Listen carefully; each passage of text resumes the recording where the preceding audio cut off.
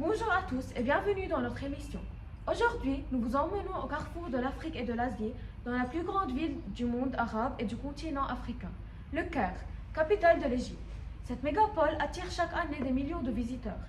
Mais comment la ville gère-t-elle cette immense richesse?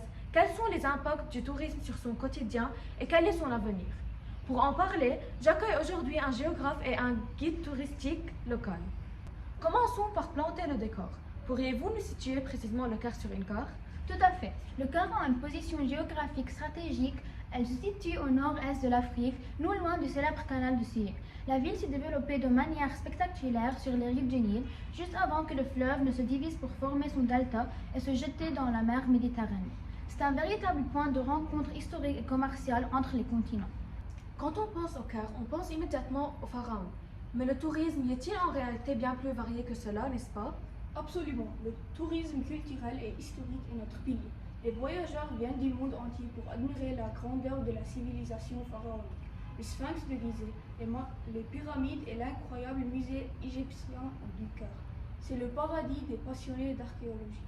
Mais ce n'est pas tout. Non, le Caire est aussi une terre de tourisme religieux. On appelle parfois la ville aux mille minarets. Des monuments comme la mosquée Al-Azhar, la mosquée Mohammed Ali ou l'église suspendue attirent de nombreux fidèles et curieux.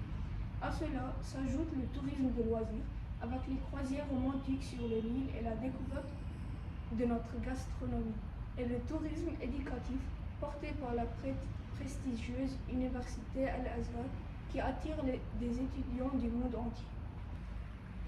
Et n'oublions pas le tourisme d'affaires. En tant que centre économique majeur, le Caire accueille constamment des conférences et des expositions internationales qui attirent des professionnels du monde entier. Justement, qui sont ces visiteurs qui arpentent les rues de la capitale? Les profils sont très variés. Nous recevons une grande majorité de touristes venus des pays arabes voisins, comme l'Arabie saoudite, les Émirats arabes unis ou le Maroc.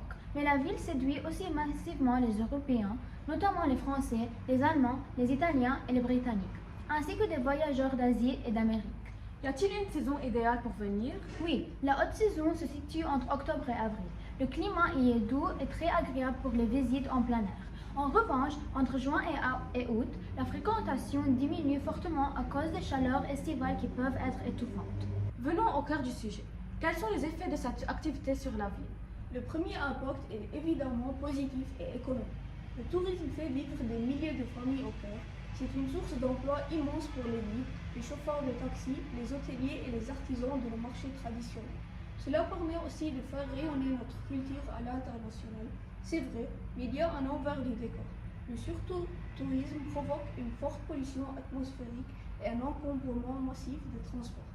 De plus, la fréquentation excessive fragilise les monuments anciens qui n'ont pas été conçus pour recevoir des milliers de personnes par jour. Enfin, dans certains quartiers touristiques, on assiste à une hausse de prix qui complique la vie des habitants locaux. Alors, face à ces défis, quelles sont les solutions pour l'avenir? L'avenir doit passer par un tourisme plus durable. Pour réduire la pollution, la ville doit accélérer le déploiement de transports propres, comme le nouveau métro ou des bus électriques pour remplacer les vieux bus touristiques polluants. Il faut aussi bannir le plastique jetable près des sites historiques et installer des poubelles de tri pour mieux gérer les déchets. Du point de vue du patrimoine, nous devons impérativement limiter le nombre de visiteurs quotidiens à l'intérieur des sites les plus fragiles, comme les pyramides. Enfin, pour que l'impact soit juste, il faut créer des zones de commerce équitables où nos artisans locaux peuvent vendre directement leurs créations aux touristes sans intermédiaire. Ainsi, l'argent du tourisme profitera directement à ceux qui font vivre la ville. Un grand merci à tous les deux pour ces éclairages précieux. Le Caire reste une ville magique et son défi pour les prochaines années sera de protéger son passé pour mieux accueillir son avenir. Quant à vous, merci de nous avoir suivis et à bientôt pour une nouvelle découverte.